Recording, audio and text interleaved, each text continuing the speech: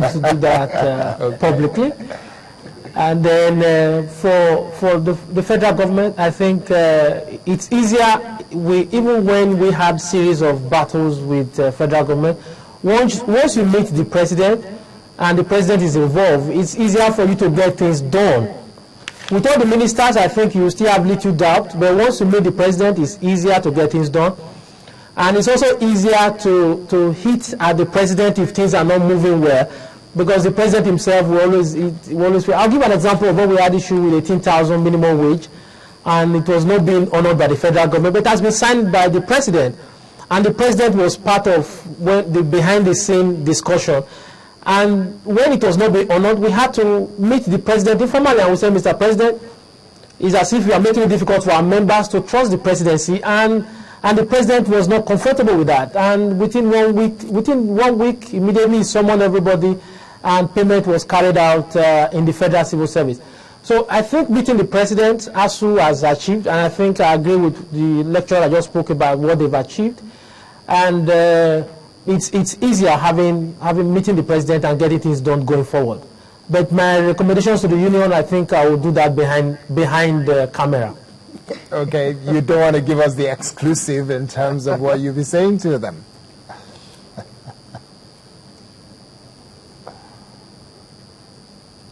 No. Okay, well, I'll take that as a no. Thank you very much, Peter Isele, former president of TUC. Thanks for joining us this morning. Thank you. All right. Are we rounding up Alora. now? Yeah, Professor, would you blame ASUU for not taking the government for its word, considering that this thing has been dragging on since 2009, and it's simply because government came to an agreement with them and didn't honor that agreement, even though it is in writing? The one that is in writing hasn't been done, so should they take the word for it? I agree with you. And I've said this before, that a promise is a promise. Written or verbal? Written or verbal. I mean, for a long time, $1 million deals are made on just a handshake, if you trust that person. And so, and our government should put itself in a place where they can be trusted. If we cannot do something, let's come right out and say, no, we cannot do it. This is an alternative. But if you made a promise, you signed it, and even though they're claiming it wasn't their government at that time, and they didn't know government is a continuum. Extent. Exactly. And so, yes, the government should have honored the 2009 agreement. But that didn't happen. We're now into 2013, and in my mind, some of the things that we demanded in 2009 have probably changed.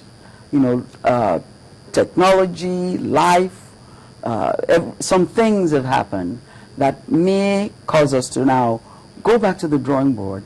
This should have been an opportunity to now look forward, look ahead, instead of looking back. Because when we get this 1.23 trillion and we go to all of our universities and we start building infrastructure, we may find out that it is not sufficient. Because it's no longer 2009. Exactly. And so I hope... Costs have risen. Exactly.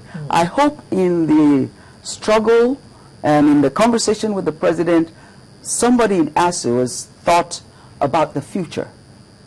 And whereas a lot of this cost may have risen, some may have actually come down in terms of using technology to do some things, providing access from the rest of the world where there's free access to curriculum, free access to technology.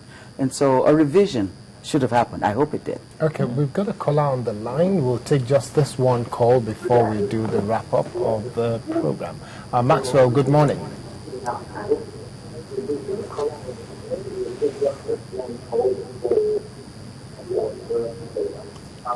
Can Maxwell... Good morning. How are you, sir? Yeah, good morning. You'll need to reduce the volume of your television set so that you're listening to us rather than watching on television. Good morning. You'll need to reduce the volume of your television set so that you're listening.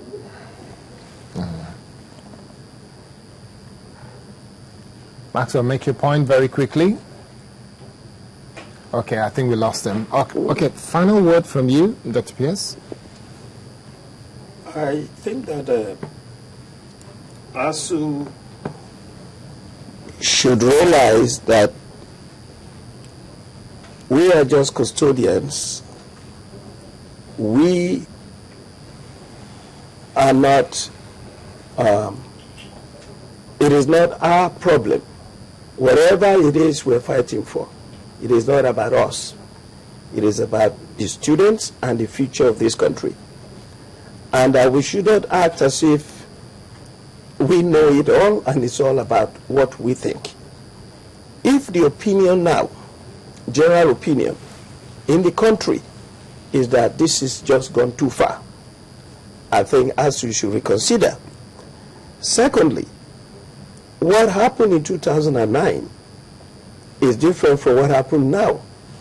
This is the first time that the president of the federation has sat down with ASUU to negotiate personally.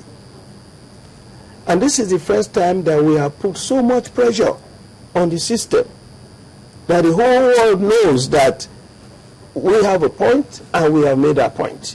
And I think that's enough to believe that we are going to get everything that we've been promised. And it's time to go back to work. Okay, Dr. Pierce. Dr. Dara, Sorry, Dr. Dara. Thank you.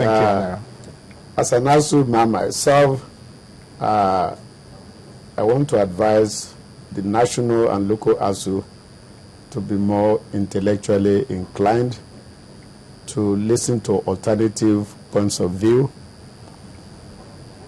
to know that government is a very difficult enterprise, and that as laymen, I don't want to be in government, right, of any kind, because I don't think I will be able to cope, because I will express my opinion.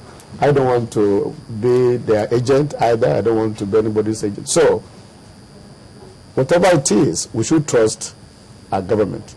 When they fail us, history is there to judge. Okay, thank you very much. Professor?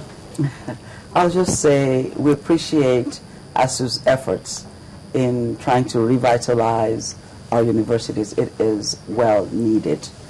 But if you're fighting for these guys and they're suffering on the other hand, I don't think there's a win-win there.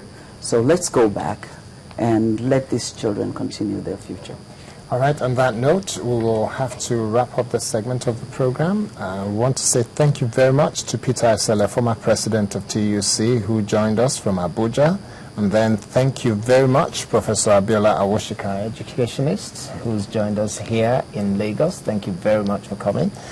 And then, of course, we've got Dr. Adetokunbo here, Senior Lecturer, Department of English, and Dr. Adeyemi Daramola, Senior Lecturer, Faculty of Arts from UNILAG. Thank you very much for joining us. Thank you. Again, I must state that we made every effort last night and early hours of this morning to get Dr. Nasir Fage, who's the president of ASUU, to join us as well, but that has not happened. But we are expecting that he will join us on Sunrise, hopefully during the course of the week.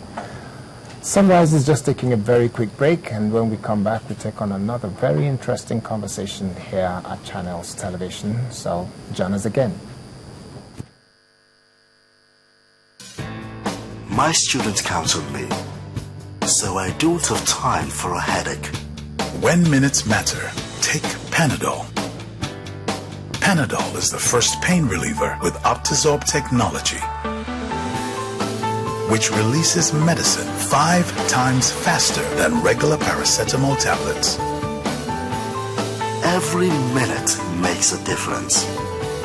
Caring takes strength. Panadol. Not just a trail, not just the passion, the business and the sports. I think we should give ourselves a pat on the back. So very best of our work. We must appreciate our vision, or can't you see? I'm on the move, make way for me. So stand up for the champion. Do you really deserve this? Then join us on December 7th, 2013 at the prestigious Sheraton Hotel and Towers in Ikeja, Lagos. Time 6 p.m. Sports Business and Media Awards.